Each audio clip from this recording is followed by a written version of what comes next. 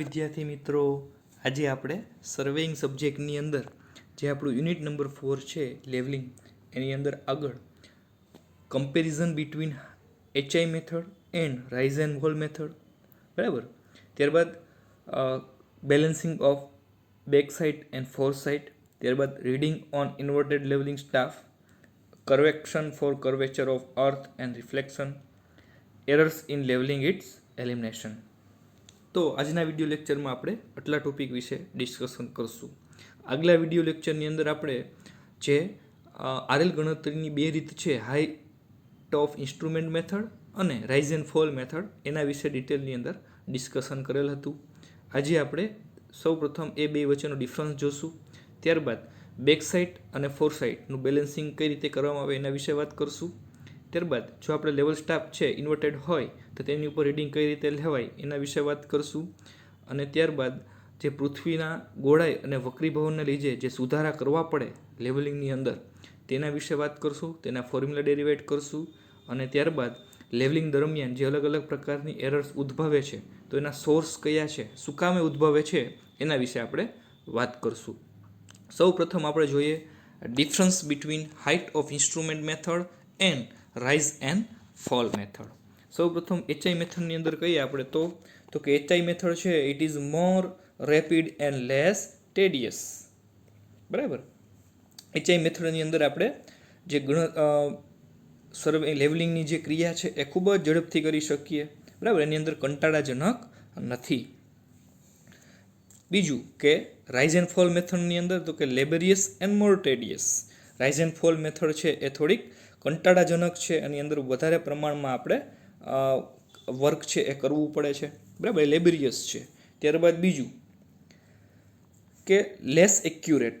HI method છે એની accuracy ઓછી છે, જ્યારે રાઇઝ એન્ડ ફોલ મેથડ છે એ more accurate. Rise and fall મેથડની એક્યુરેસી છે એ વધારે છે, બરાબર. ત્રીજો મુદ્દો, there is no check on RL of intermediate points, બરાબર. so there are a chance of mistake. HI મેથડની અંદર જે ઇન્ટરમીડિયેટ પોઈન્ટ છે, બરાબર, એની ઉપર કોઈ પ્રકારનો તાળો મેળવવામાં આવતો નથી, એટલા માટે HI મેથડની અંદર ભૂલ થવાના ચાન્સીસ છે. જ્યારે રાઇઝ એન્ડ ફોલ મેથડની અંદર તો કે there is a cross check on RL of intermediate points, hence there are less chance of mistake. Rise and fall મેથડની અંદર જે ઇન્ટરમીડિયેટ પોઈન્ટ્સ છે તેનો પણ તાળો મેળવવામાં આવે છે, એટલા માટે આ જે મેથડ છે રાઇઝ એન્ડ ફોલ મેથડ, એની ગણતરીમાં ભૂલો થવાની સંભાવના છે ઓછી છે. ત્યારબાદ તો કે HI મેથડની અંદર there are two checks on the calculation of RLs.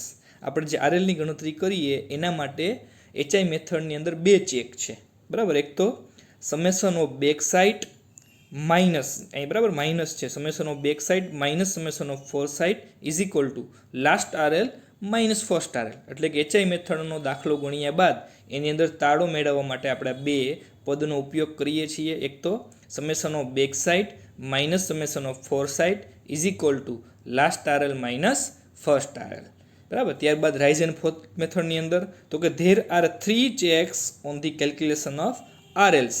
Rise and fall મેથડની અંદર તાળો મેળવવા માટે આપણે ત્રણ ચેકનો મદદ લઈએ છીએ. કયા ત્રણ ચેક? તો કે summation of back side minus summation of fore side is equal to summation of rise minus summation of fall is equal to last RL minus first RL, બરાબર. તો આ વસ્તુ આપણે યાદ રાખવાની છે કે HI મેથડમાં ખાલી summation of back side minus summation of fore side is equal to last RL minus first RL, જ્યારે રાઇઝ એન્ડ ફોલ મેથડની અંદર summation of back side minus summation of fore side is equal to summation of rise minus summation of fall is equal to last RL minus first RL, બરાબર. ત્યારબાદ તો કે HI method છે this method is suitable for profile levelling where there R number of intermediate sights. HI method છે એ profile levelling માટે suitable છે. Profile levelling કેને કહેવાય એ આપણે આગળ ડિફરન્ટ ટાઈપ્સ ઓફ લેવલિંગની અંદર વાત કરેલી હતી. તો પ્રોફાઇલ લેવલિંગ માટે આપણે HI મેથડનો ઉપયોગ કરી શકીએ. ત્યારબાદ રાઇઝ એન્ડ ફોલ મેથડ તો કે this method is suitable for fly levelling, precise levelling where there are no intermediate sight, બરાબર. રાઇઝ એન્ડ ફોલ મેથડ છે એ ફ્લાય લેવલિંગ, પ્રિસાઇઝ લેવલિંગ બરાબર, જે જગ્યાએ ઇન્ટરમીડિયેટ સાઇટ્સ ના હોય, આઈએસ ના હોય, એ જગ્યાએ આપણે રાઇઝ એન્ડ ફોલ મેથડનો ઉપયોગ કરી શકીએ. બરાબર, તો આ વાત થઈ કમ્પેરિઝન બિટવીન એચઆઈ મેથડ, જેને આપણે કોલિમિનેશન નામે પણ ઓળખીએ છીએ, અને રાઇઝ એન્ડ ફોલ મેથડ વિશે.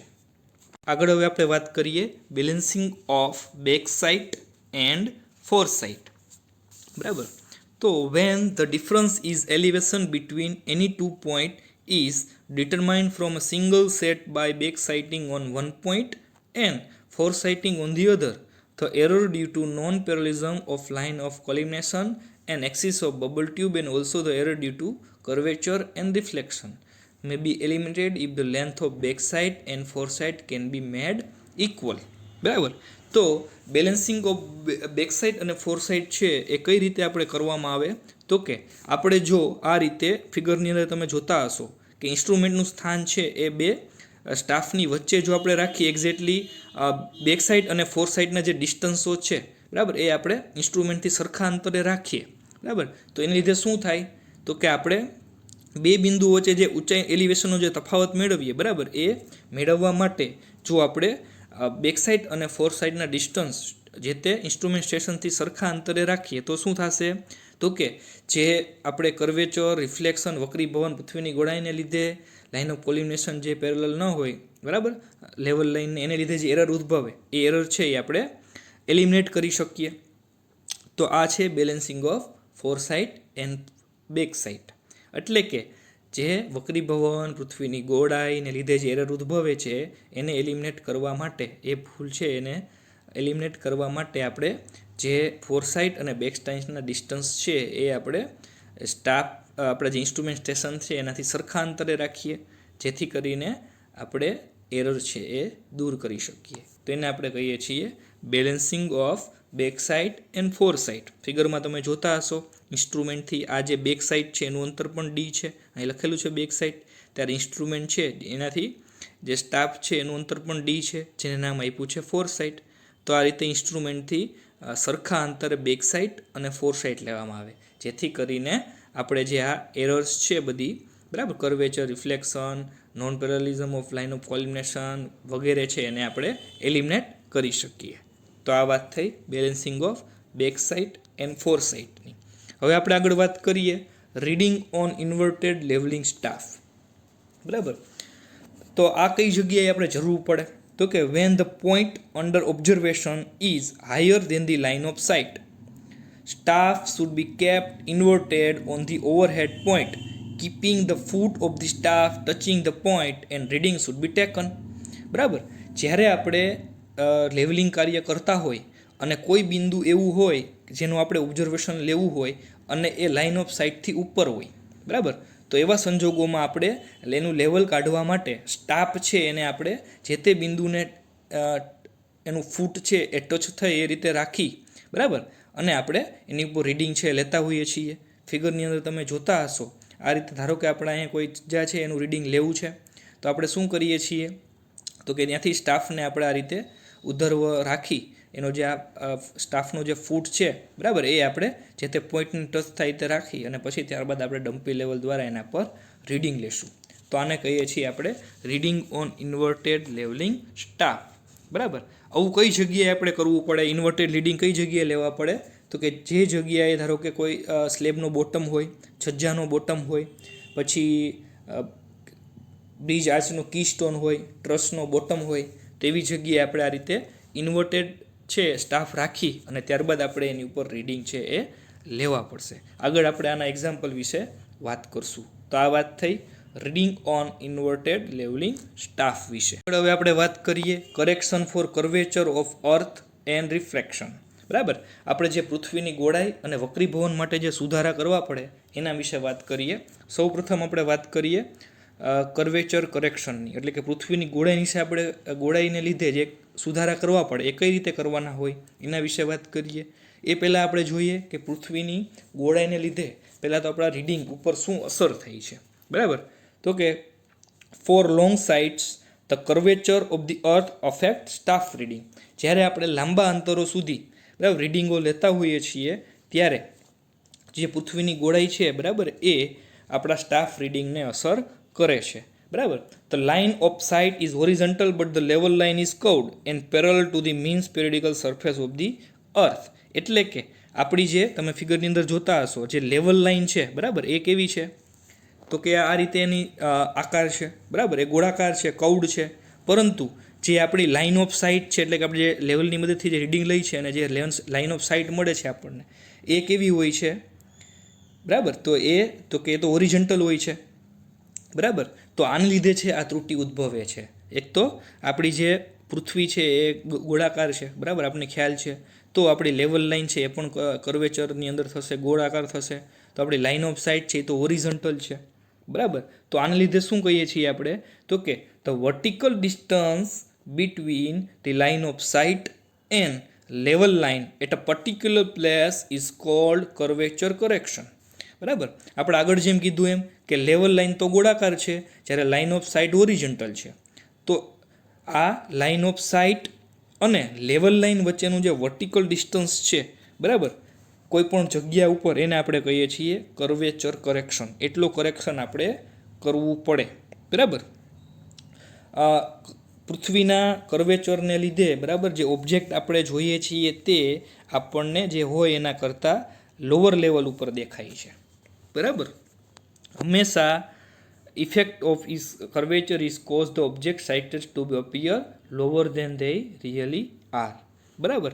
તો આ વાત થઈ કર્વેચર કરેક્શનની. શું કામે ઉદ્ભવે બરાબર, શું કામે ઉદ્ભવે તો કે જે પૃથ્વી ગોળાકાર છે આપણે ખબર છે બરાબર, જેને લીધે લાંબા અંતર સુધી આપણે માપીએ તો આ જે પૃથ્વીની ગોળાકાર ભાગ છે એ આપણા સ્ટાફ રીડિંગને અફેક્ટ કરે. કઈ રીતે તો કે લેવલ લાઇન પણ ગોળાકાર છે જ્યારે આપણી લાઇન ઓફ સાઇટ ઓરિજિન્ટલ છે. તો આ લાઇન ઓફ સાઇટ અને લેવલ લાઇન વચ્ચેનું જે વર્ટિકલ ડિસ્ટન્સ છે ફિગરમાં તમે જોતા હશો આ લેવલ લાઇન છે એ આપણી એ બી છે, જ્યારે એ ડી છે એ આપણી લાઇન ઓફ સાઇટ છે. તો આ ડી અને બી વચ્ચેનું જે અંતર છે વર્ટિકલ ડિસ્ટન્સ સ્ટાફ પરનું એને આપણે કહીએ છીએ કર્વેચર કરેક્શન બરાબર. કર્વેચર કરેક્શન છે એ હંમેશા નેગેટિવ લેવામાં આવે છે, માઇનસ લેવામાં આવે છે બરાબર, આ યાદ રાખજો. હવે આપણે જે કર્વેચર કરેક્શન છે એના માટેનું ફોર્મ્યુલા ડિરાઈવ કરવાનું છે. એના માટે આપણે આ ટ્રાયેંગલનો ઉપયોગ કરી લેશું બરાબર. આ જે ટ્રાયેંગલ છે ટ્રાયેંગલ COA બરાબર, અહીં જગ્યાએ ઓ છે તો આપણે એ ટ્રાયેંગલ છે એનો ઉપયોગ કરી લેશું બરાબર. તો એ ટ્રાયેંગલ COAની અંદર કેટલો એંગલ છે 90નો છે બરાબર, 90નો એંગલ છે. કાટકોણ ત્રિકોણ કહી શકીએ આપણે. તો કાટકોણ ત્રિકોણ માટે આપણને ખ્યાલ જ છે કે કર્ણનો વર્ગ બરાબર બાકીના બે બાજુના વર્ગનો સરવાળો. તો આ થઈ ગયો કર્ણ OC. તો OCનો સ્ક્વેર ઇઝ ઇક્વલ ટુ શું થશે OAનો સ્ક્વેર પ્લસ ACનો સ્ક્વેર બરાબર. લખી નાખીએ આપણે કે અહીં CAO ઇઝ ઇક્વલ ટુ 90 એટલે અહીં છે જ આ CAO ઇઝ ઇક્વલ ટુ 90 એટલે કે OCનો square is equal to OA square plus AC square. આ બે બાજુ લઈ લીધી OA square plus AC square બરાબર. હવે દરેક ટર્મ્સ જો આપણે ડિફાઇન કરી દઈએ પહેલાં ફિગરની અંદર તો કે BC ઇઝ ઇક્વલ ટુ શું છે આ BC એટલો પોર્શન તો કે correction for curvature. BC is equal to correction for curvature એટલે આપણે ખ્યાલ જ છે કે BC is equal to correction for curvature is equal to જેને આપણે નામ આપી દઈએ CC કરેક્શન ફોર કર્વેચર એટલે નામ આપી દઈએ CC. ત્યારબાદ AB એટલે તમે જોઈ શકતા હશો આ છે AB. તો AB શું છે તો કે AB is equal two original distance between A and B is equal to D બરાબર. A અને B વચ્ચેનું જે ઓરિજિનલ ડિસ્ટન્સ છે બરાબર અહીંયા આ રીતે એને આપણે આપી દીધું છે D, ઓરિજિનલ ડિસ્ટન્સને કહી દીધું D. ત્યારબાદ OA એટલે કે આ ડિસ્ટન્સ જે શું થશે ત્રિજ્યા. તો OA is equal to R is equal to radius of earth બરાબર. આટલી વસ્તુ આપણી પાસે અત્યારે છે જેને આપણે સાંકેતિક ભાષામાં લખી નાખી કે BC એટલે કે આ પોર્શન એટલો નાનો portion is equal to CC is equal to correction for curvature. ત્યારબાદ AB એટલે કે આ બરાબર AB is equal to D is equal to horizontal distance between A B. ત્યારબાદ AO is equal to R is equal to radius of earth એટલે કે આ જે AO બરાબર is equal to R is equal to radius of earth બરાબર. હવે આપણે કિંમત છે એ સૂત્રની અંદર મૂકી દઈએ. તો સૌ પ્રથમ છે આપણી પાસે OCનો સ્ક્વેર. તો OCનો સ્ક્વેર શું થશે આખું ડિસ્ટન્સ લખવાનું છે OCનો સ્ક્વેર. તો OB છે એ OAની જેમ ત્રિજ્યા છે જ્યારે BCની કિંમત છે CC જેટલી. તો OCનો સ્ક્વેર કેટલો થશે તો કે R પ્લસ CCનો સ્ક્વેર. ફરી પાછું એકવાર કહી દઈ કે OC ઇઝ ઇક્વલ ટુ શું થશે, બરાબર સમજવાની ટ્રાય કરીએ તો ઓસી ઇઝ ઇક્વલ ટુ શું થશે તો કે ઓ બી પ્લસ બી સી, જ્યાં ઓબી છે આ ત્રિજ્યા, બરાબર, અને બીસી છે એ આપણે કરેક્શન કીધું સીસી તે, એટલા માટે આપણે લખી નાખ્યું કે આર પ્લસ સીસીનો square, OC is equal to OB plus BC, OB એટલે ત્રિજ્યા આર, બીસી એટલે સીસી, એટલે આપણે લખી નાખ્યું R plus CC whole square is equal to OA, ઓએનો સ્ક્વેર એટલે ઓએ તો આપણને ખ્યાલ છે આપણે શું કીધું આર રેડિયસ ઓફ અર્થ, આ જે ત્રિજ્યા છે તે, બરાબર, તો લખી નાખીએ R square plus AC square, તો એસી એટલે આપણે શું કીધું તો કે એસી એટલે આ સ્ટાફ જ છે, એ બી એટલે એ જ હતું, એટલે એસી ઇઝ ઇક્વલ ટુ શું થશે D, original distance between A and D, એટલા માટે આપણે લખી નાખ્યું ત્યાં ડીનો સ્ક્વેર. તો આ રીતે આપણે મળી ગયું કે R plus CC whole square is equal to R square plus D square. હવે સાદુરૂપ આપી દઈએ કે પહેલા પદનો વર્ગ એટલે આર સ્ક્વેર પ્લસ 2 ઇન્ટુ પહેલું પદ ઇન્ટુ બીજું પદ એટલે કે 2 into R into CC plus બીજા પદનો વર્ગ એટલે CC square is equal to R square plus D square. CC આમાંથી કોમન કાઢી લઈ શકીએ આપણે, જુઓ તો કાઢી લઈએ. સીસી કોમન કાઢ્યા એટલે શું થયું તો કે 2r, બરાબર, આર સ્ક્વેર છે એ તો ઉડી જશે, આ રીતે આર સ્ક્વેર છે એ કેન્સલ થઈ જશે, બરાબર. પછી આપણે શું કર્યું તો કે આ પદમાંથી આપણે સીસી બાદ કાઢી લીધા, તો સીસી કોમન કાઢ્યા એટલે કે 2r પ્લસ સીસી અહીં એકવાર નીકળી ગયા, સીસી સ્ક્વેરમાંથી એક સીસી બાકી રહ્યા એટલે CC in bracket 2r plus CC is equal to અહીંયા રહ્યા D square. Correction for curvature, પૃથ્વીની ગોળાઈનો સુધારો ગોતવાનો છે, કરતા બનાવી દઈએ. CC is equal to D square છેદમાં, બરાબર, શું થઈ જશે તો કે 2r પ્લસ સીસી, બરાબર. હવે આપણે શું કરીએ છીએ તો કે જે સીસીની વેલ્યુ છે એ છેદમાં છે અને એટલે એની જે કિંમત છે એ ખૂબ જ નાની થશે, એટલે આપણે એને નિગ્લેક્ટ કરી શકીએ, એટલા માટે આપણે સીસીને નિગ્લેક્ટ કરી નાખીએ એટલે આપણે થઈ જશે CC is equal to D square by 2r, બરાબર. આની ઉપરથી થઈ જશે સીસી આપણે શું કરીએ છીએ તો કે નિગ્લેક્ટ કરી નાખીએ છીએ, એટલા માટે થઈ જશે CC is equal to D square upon 2r. હવે આર છે એ આપણને ખ્યાલ છે radius of earth, R is equal to radius of earth એ આપણે લઈ લઈ છે 6370 કિલોમીટર. એ જે કિંમત છે એ આ સૂત્રમાં મૂકી દઈશું, CC is equal to D square છેદમાં 2rમાં એ કિંમત મૂકી દઈશું એટલે આપણે મળી જશે CC is equal to 0.0785 D square, બરાબર, મીટર. સીસી એટલે કે પૃથ્વીની ગોળાઈને સુધારો થશે 0.0785 ડી સ્ક્વેર મીટર, જ્યાં, બરાબર, ડી જે આપણે આ લખ્યો છે એ કિલોમીટરમાં લેવાનો છે અને સીસી આપણને મીટરની અંદર મળશે, અને આ સુધારો હંમેશા નેગેટિવ લેવાનો છે. તો આ પહેલો સુધારો થઈ ગયો, પૃથ્વીની ગોળાઈને લીધે સુધારો થશે, CC is equal to 0.0785 D square metre, જ્યાં ડી કિલોમીટરમાં, અને હંમેશા સુધારો નેગેટિવ એટલે કે માઇનસ લેવાનો છે. તો આ વાત થઈ કરેક્શન ફોર કર્વેચર. હવે આપણે વાત કરીએ વક્રીભવનને લીધે સુધારા, બરાબર. આગળ આપણે કરેક્શન ફોર કર્વેચર જોયું, પૃથ્વીની ગોળાઈને લીધે સુધારા. હવે વક્રીભવનને લીધે સુધારાની વાત કરીએ, બરાબર. તો સૌપ્રથમ સમજીએ પહેલાં તો કે the ray of light passes through the layer of air of different densities and refract or bend down. The effect of reflection is to make the object appear higher than they really are. બરાબર, આપણને ખ્યાલ છે કે જ્યારે આપણે દૂરના અંતરો સુધી અંતરો માપતા હોઈએ, લેવલિંગ કાર્ય કરતા હોય ત્યારે જે આપણા જે રે ઓફ લાઇટ્સ છે, બરાબર, જે રેસ છે વાતાવરણના અલગ અલગ લેયરમાંથી પાસ થતા હોય, બરાબર, હવાના અલગ અલગ લેયરમાંથી પાસ થતા હોય, એને લીધે એનું જે છે વક્રીભવન જોવા મળે. જેને લીધે શું થાય તો કે વક્રીભવનને લીધે જે ઓબ્જેક્ટ જે હોય એના કરતાં આપણને હાયર જોવા મળે, ઊંચી જોવા મળે. તો આ વાત થઈ વક્રીભવનને લીધે સુધારાની, બરાબર. જ્યારે આપણા જે રીડિંગ લેતા હોઈએ ત્યારે જે આપણી રેસ છે એ હવાના અલગ અલગ લેયરમાંથી પાસ થતા હોય એને લીધે, બરાબર, એ છે એ વક્રીભવન જોવા મળે. હવે વક્રીભવનને લીધે આપણી જે ઓબ્જેક્ટ છે એના કરતાં એ થોડીક હાયર લેવલ ઉપર આપણને જોવા મળે, તો આને આપણે કહીએ છીએ વક્રીભવન. વક્રીભવનને લીધે સુધારા જે કરવામાં આવે એના માટે જો વાત કરીએ તો હંમેશા વક્રીભવન માટેના સુધારા છે એ પ્લસ લેવામાં આવે, પોઝિટિવ લેવામાં આવે. હવે આપણે ફોર્મ્યુલા ડિરાઈવ કરીએ તો ફોર્મ્યુલા ડિરાઈવની અંદર simply correction for reflection is equal to 1/7 into આગળ જે આપણે મેળવું d² ઇન્ટુ 2r એની વડે મલ્ટીપ્લાય કરી દેવાના છે. અહીંયા આપણે હમણાં જ ગોઈતું બરાબર. તો CR is equal to 1/7 into d²/2r ગણતરી કરશું એટલે આપણે મળી જશે 0.01122 d² મીટર. બરાબર. તો આ વાત થઈ વક્રીભવનના સુધારાની, એટલે કે 0.01122 d² મીટર. આ સુધારા હંમેશા પ્લસમાં લેવામાં આવે. તો બે સુધારા આપણને મળી ગયા. બરાબર. પૃથ્વીની ગોળાઈને લીધે સુધારો CC is equal to 0.0785 d², જે કેવો લેવામાં આવે? નેગેટિવ. બરાબર. જ્યારે પૃથ્વીના વક્રીભવનને લીધે સુધારો 0.01122 d², જે હંમેશા કેવો લેવામાં આવે? પોઝિટિવ લેવામાં આવે.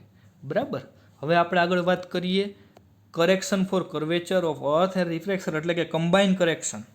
બરાબર. પૃથ્વીની ગોળાઈ અને વક્રીભવન બંનેને કમ્બાઇન કરેક્શનની વાત કરીએ તો combine correction C is equal to CC minus CR, જ્યાં CC છે correction due to curvature, minus correction due to reflection.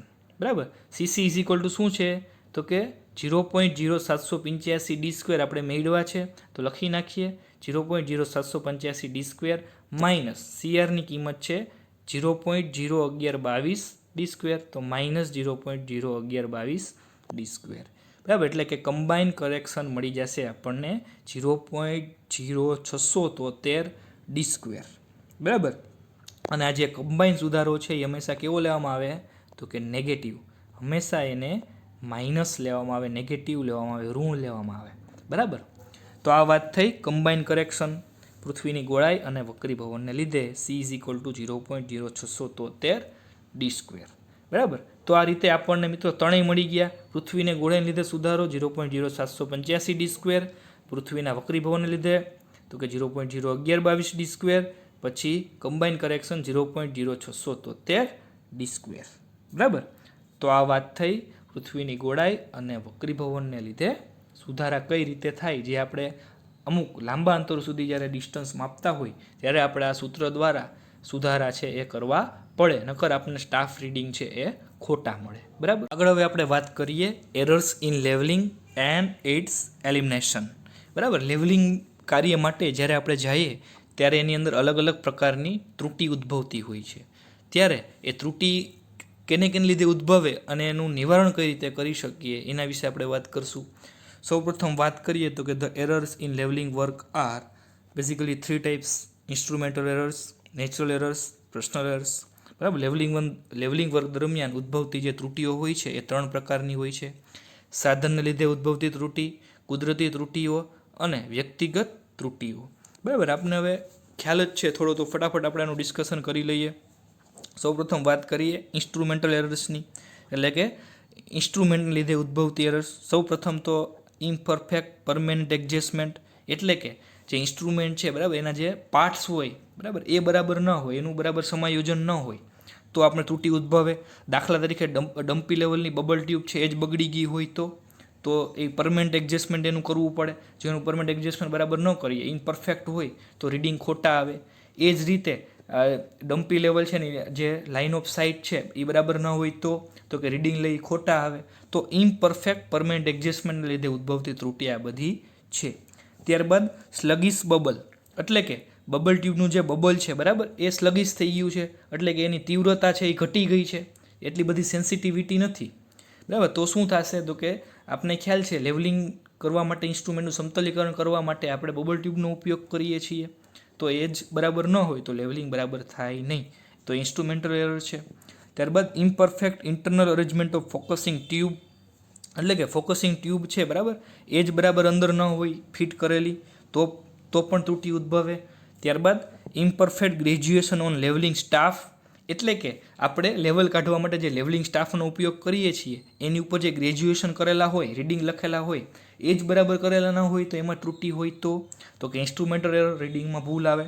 ત્યારબાદ ડિફેક્ટિવ જોઈન્ટ ઓફ સ્ટાફને જે જોઈન્ટ કરેલા હોય એ જ ડિફેક્ટિવ હોય તો એની લંબાઈ બરાબર ના થાય તો ત્રુટિ આવે.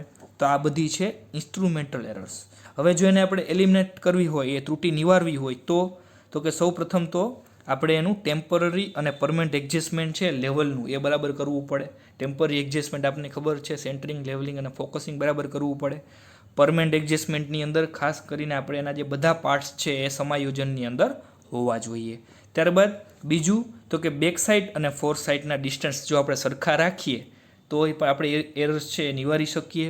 ત્યારબાદ જે બબલ ટ્યુબ છે એની જો સેન્સિટિવિટી વહી ગઈ હોય, ઓછી થઈ ગઈ હોય તો આપણે બબલ ટ્યુબ બદલી નાખવી જોઈએ, વધારે સેન્સિટિવવાળી બબલ ટ્યુબ છે એ યુઝ કરવી જોઈએ.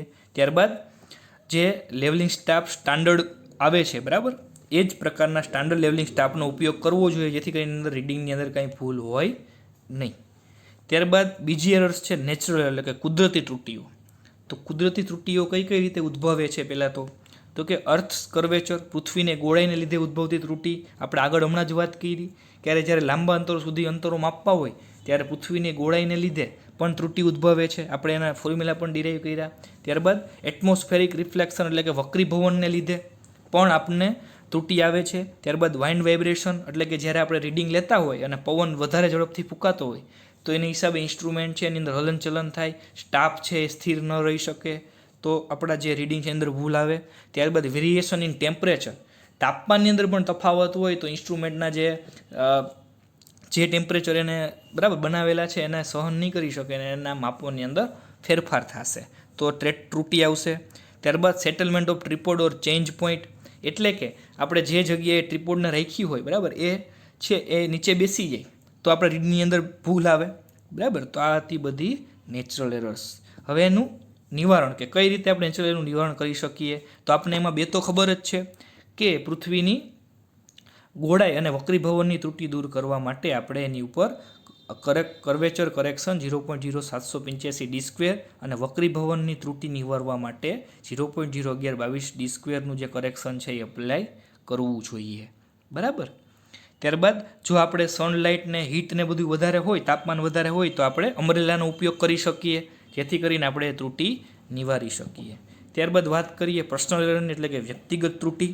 તો વ્યક્તિગત ત્રુટી કઈ રીતે ઉદ્ભવે છે તો કે પહેલાં તો ઇમ્પ્રોપર લેવલિંગ ઓફ ઇન્સ્ટ્રુમેન્ટ એટલે કે ઇન્સ્ટ્રુમેન્ટનું લેવલિંગ જ આપણે બરાબર કરેલું ના હોય તો શું થશે તો કે એની વર્ટિકલ અક્સિસ ટ્રોલી વર્ટિકલ થશે નહીં એટલે કે રીડિંગ બધાય ખોટા આવશે. ત્યારબાદ improper focusing of eyepiece and objective, આપણે જે ઓબ્જેક્ટનું બરાબર રીડિંગ લેવાનું છે એનું ફોકસિંગ જ બરાબર કરેલું ના હોય એટલે કે આઈપીસ અને ઓબ્જેક્ટિવનું ફોકસિંગ બરાબર કરેલું ના હોય તો પણ રીડિંગ ખોટા આવશે. ત્યારબાદ mistake in reading the staff એટલે કે જ્યારે આપણે સ્ટાફને વાંચતા હોય અને જે તે વ્યક્તિને સ્ટાફ પરના રીડિંગ વાંચતા આવડતા ના હોય તો પણ રીડિંગની અંદર ભૂલ આવે. ત્યારબાદ mistake in recording to record 2.5 instead of 2.65 એટલે કે જ્યારે આપણે રીડિંગ એકવાર વાંચ્યા બાદ જ્યારે નોટમાં નોંધવાના હોય અને આપણે એમાં કંઈક ભૂલ કરીએ, દાખલા તરીકે 2.56 છે બરાબર, એની જગ્યાએ આપણે ધારો કે 2.65 લખી નાખીએ, એ જ રીતે 2.65 લખવાના હોય પણ એની જગ્યાએ આપણે 2.56 લખી નાખીએ તો આ રીતે રીડિંગો નોંધવામાં પણ ભૂલ થઈ શકે જે વ્યક્તિગત ત્રુટીઓ છે. ત્યારબાદ to write BS in the column of FS એટલે કે જ્યારે આપણે એચઆઈ મેથડ કે રાઇઝ એન્ડ ફોલ મેથડ જ્યારે કરતા હોય અને ધારો કે આપણે બીએસના ખાનામાં એફએસના રીડિંગ લખી નાખીએ, એફએસના ખાનામાં બીએસના રીડિંગ લખી નાખીએ તો લખવામાં ભૂલ કરીએ રીડિંગ તો પણ ભૂલ આવે. ત્યારબાદ errors in calculation of RL એટલે કે આરએલની ગણતરીની અંદર ભૂલો આવે. અને ત્યારબાદ મિસ્ટેક્સ વાઇલ સાઇટિંગ એટલે કે કોઈ પણ વસ્તુને જ્યારે આપણે જોતા હોય બરાબર ત્યારે એને દુભાગવામાં કંઈક ભૂલ રહી ગઈ હોય. ત્યારબાદ mistake in holding the staff એટલે કે જે બિંદુની આપણે લેવલ કાઢવાનું છે, ઊંચાઈ મેળવવાની છે, એલિવેશન મેળવવાનું છે એ જ બિંદુ ઉપર આપણે બરાબર સ્ટાફને ન રાખીએ બરાબર તો પણ આપણને જે રીડિંગ જોતું છે એ મળે નહીં, જેને આપણે વ્યક્તિગત ત્રુટીની અંદર ગણીએ છીએ. તો આ બધી હતી errors, instrumental errors, natural errors અને પર્સનલ એરર્સ જે લેવલિંગ વર્ક દરમિયાન ઉદ્ભવતી હોય છે બરાબર. Thank you.